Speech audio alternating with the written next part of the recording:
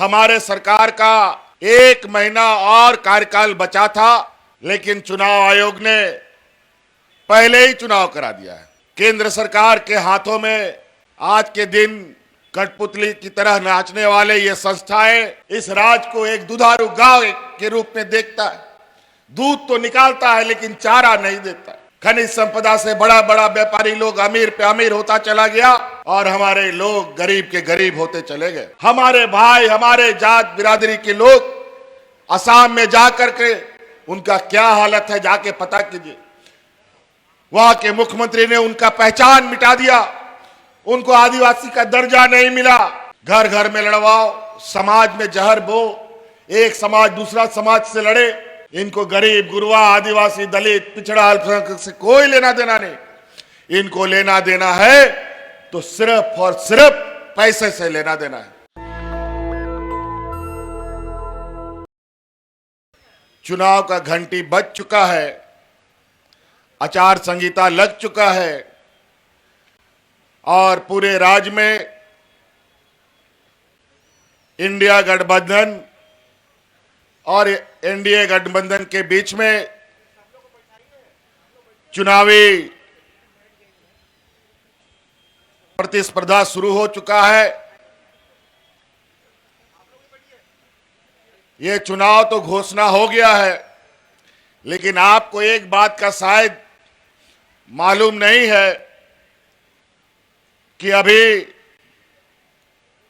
हमारे सरकार का 1 महीना और कार्यकाल बचा था, लेकिन चुनाव आयोग ने पहले ही चुनाव करा दिया है। कोई बात नहीं, चुनाव आयोग का अधिकार है। केंद्र सरकार के हाथों में आज के दिन कठपुतली की तरह नाचने वाले ये संस्थाएं जब चाहे, जैसा चाहे, जिसको चाहे, जहां चाहे अपना आदेश सुनाती है और अपने विरोधियों को परास्त करने के नए नए षड्यंत्र रचती है।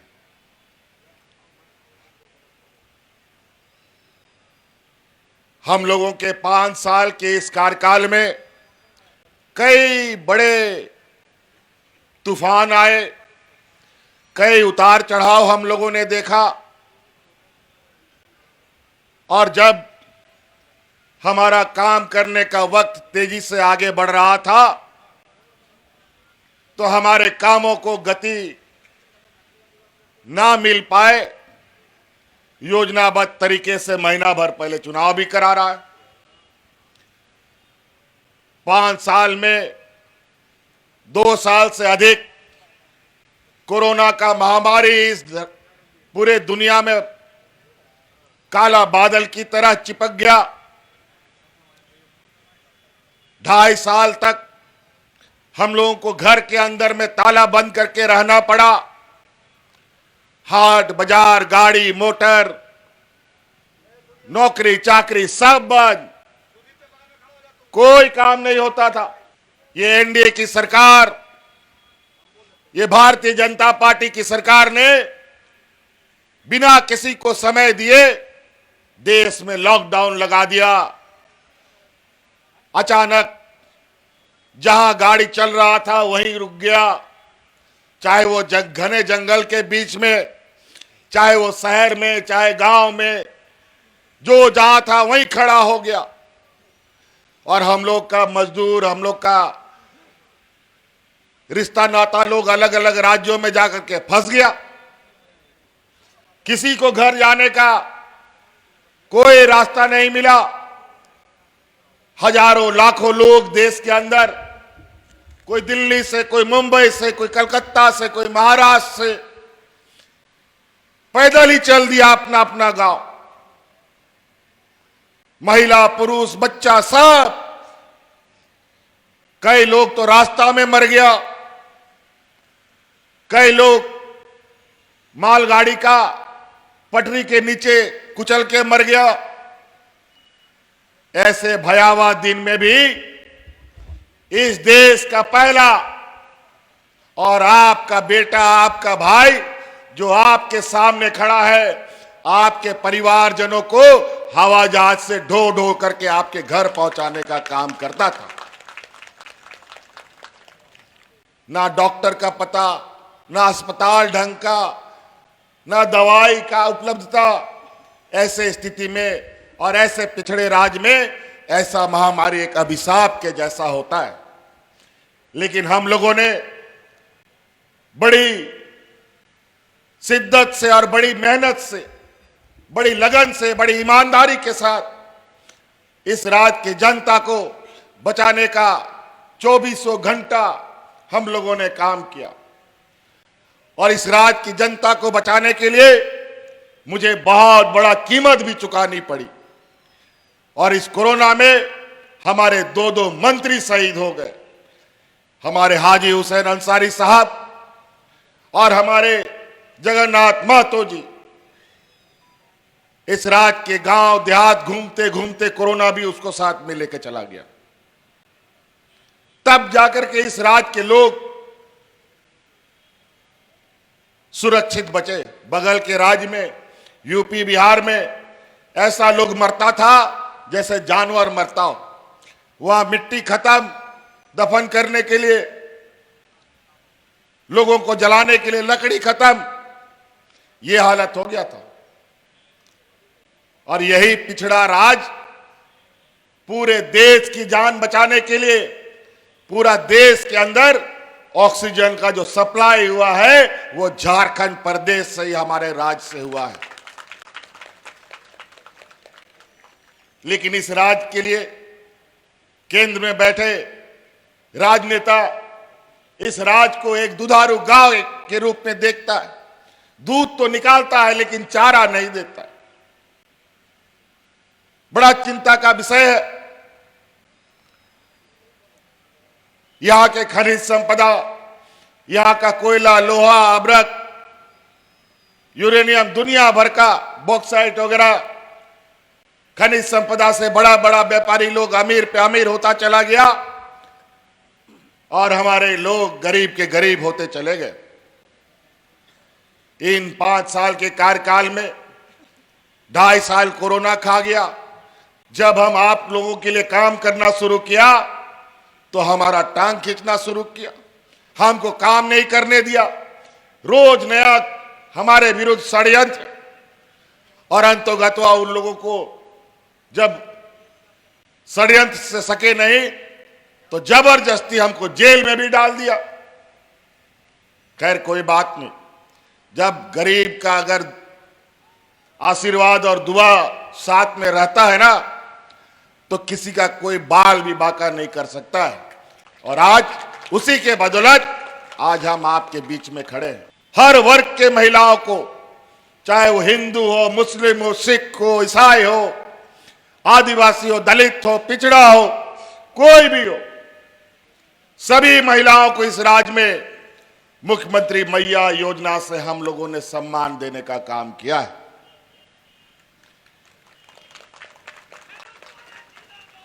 आज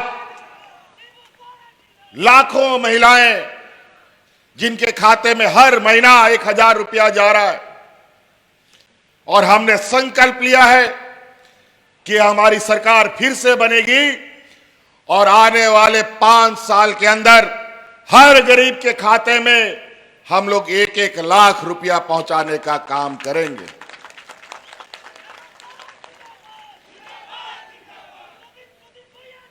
और तो और वो 1 लाख का जो हमारा वादा है उसका पहला पड़ाव अभी इसी दिसंबर से आपको देखने को मिलेगा। जो 1000 रुपया आप लोग का खाता में जा रहा है वो 1000 रुपया बढ़ करके 2500 रुपया होने जा रहा है। हम यह सुनना चाहते हैं, महिलाओं के खाता में पैसा जा रहा है कि नहीं जा रहा है? हाथ खड़ा कीजिए। पैसा जा रहा है? आप लोग खुश हैं? और तो और हमको पता है इस राज्य में गरीबी कितना है। जब राशन कार्ड हाथ में लेकर के भात भात करके मरा, तो इससे गरीबी और क्या हो सकता है। इसीलिए हम लोगों ने इस राज्य के हर गरीब का, हम लोगों ने जो बकाया बिजली बिल था 10,000, 20,000, 1 लाख, 2 लाख, सबको माफ करने का काम किया है। और बिजली बिल भी माफ कर दिया जो बकाया था, और आने वाला समय में 200 यूनिट बिजली भी हमने आपको फ्री कर दिया है। जाइए अब अपना खेती बाड़ी भी कीजिए, पटाइए भी मशीन से, कोई चिंता नहीं। पहले तो बिजली भी नहीं आता था, लेकिन बिजली का बिल समय में आ जाता था। लेकिन अब बिजली तो आएगा, लेकिन बिजली का बिल कभी नहीं आएगा आप लोगों के पास। कई ऐसी चीजें आज हमारी गांव में आंगनबाड़ी सेविका, सहायिका, जल सहिया, एएनएम, जीएनएम, सभी को किसी का मानदेय दुगुना, किसी को जो खाने पीने का भत्ता होता है वो सब, किसी को मोबाइल, दुनिया भर का चीजें हम लोगों ने बांटा। एक आम आदमी, हर आदमी, चाहे वो अमीर आदमी हो या गरीब हो, उसका 2-3 चीज सबसे अधिक जरूरी होता है, रोटी, कपड़ा और मकान। आज सरकार, जो डबल इंजन की सरकार थी पिछला बार, यहां पर इन लोगों ने 11 लाख राशन कार्ड डिलीट कर दिया था। हम लोग का सरकार बना, हम लोगों ने अतिरिक्त 20 लाख राशन कार्ड, हरा राशन कार्ड बना करके आप लोग के बीच में बांटा। लेकिन बड़ी गरीब गुरुआ के साथ हमेशा सौतेला व्यवहार होता है। हम लोग गरीबों को राशन कार्ड दिए, हरा राशन कार्ड, और हम लोग सोचे कि सरकारी दुकान से राशन खरीदेंगे, सस्ता में मिलेगा और गरीबों में हम बांटेंगे। लेकिन केंद्र सरकार महीनों महीनों तक सरकारी दुकान से हम लोग को राशन नहीं खरीदने दिया, और इसी वजह से कई बार 1 महीना, 2 महीना हरा राशन कार्ड में लोगों को राशन मिल रहा था। हम लोग को खुले बाजार में महंगा दर में खरीदना पड़ता था और गरीबों को देना पड़ता था। बहुत हल्ला करते हैं, तब जाके थोड़ा सा मिलता है। प्रधानमंत्री आवास योजना में 8 लाख आवास इस राज्य सरकार ने स्वीकृत किए थे। भारत सरकार से उससे पैसा मिलना था, उसका हिस्से का, लेकिन इन लोगों ने हम लोगों के लाख निवेदन करने के बाद नाक रगड़ते रह गए, लेकिन प्रधानमंत्री आवास का पैसा नहीं मिला। अंतोगत्वा हमने ये निर्णय लिया, मत दो तुम पैसा, हम अपने ताकत पर यहाँ के गांव के लोगों को, गरीब जनों को आवास देंगे। और हम लोगों ने अब आवास योजना शुरू किया। और ये तो 8 लाख लोगों की बात करते हैं। जब हम लोगों ने गरीबों का संख्या गिना, तो आज वो 25 लाख गरीब हैं जिनको आवास देने की आवश्यकता है। लाखों लोगों को आवास आवंटन हो भी चुके हैं, और आने वाले 5 साल में इस राज्य के हर गरीब को पक्का मकान उपलब्ध कराना हमारा लक्ष्य होगा। कई ऐसी चीजें, योजना गिनाना शुरू करें, राशन भी हम दे रहे, आवास भी दे रहे हैं, गरीबों को 10 रुपया में धोती, साड़ी, लुंगी भी दे रहे हैं, ताकि आप हर त्योहार में नया कपड़ा पहन सके। साल में 2 बार मिलता है। हमारे बच्चों के लिए अच्छा स्कूल, प्राइवेट स्कूल के स्तर पर हम लोगों ने मुख्यमंत्री उत्कृष्ट विद्यालय बनाए, जहां इंग्लिश मीडियम में पढ़ाई हो रही है। अभी हम लोगों ने 80 विद्यालय शुरू किए हैं, और आने वाला समय में ये 5000 स्कूल हमको बनाने का लक्ष्य हमने रखा है। तो कई ऐसी चीजें, अगर मैं योजना गिनाना शुरू करूं तो हमारी योजना तले हमारे विपक्ष दब के इनकी जान निकल जाए। आज हम लोग जब मुख्यमंत्री मैया योजना शुरू किया, हम लोगों ने 1000 रुपया देना शुरू किया, तो आज ये आपके वोट खरीदने के लिए एक इन लोगों ने नया नारा लगाया है। अभी तो 13 तारीख को यहां वोटिंग है, शायद सुदीप गुड़िया जी का 13 तारीख को ही वोटिंग है।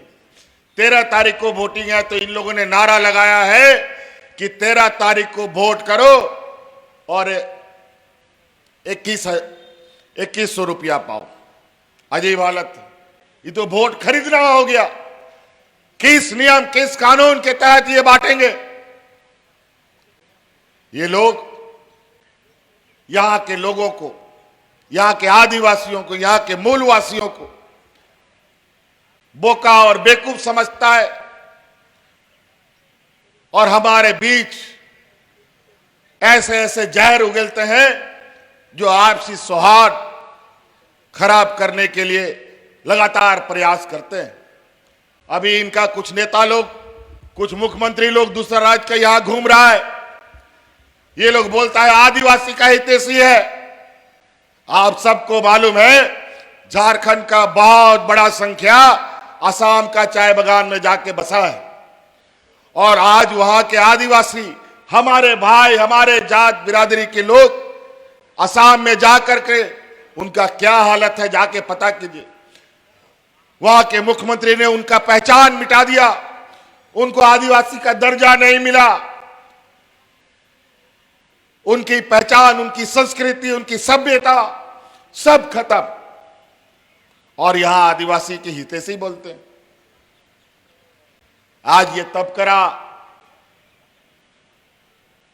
एक ऐसा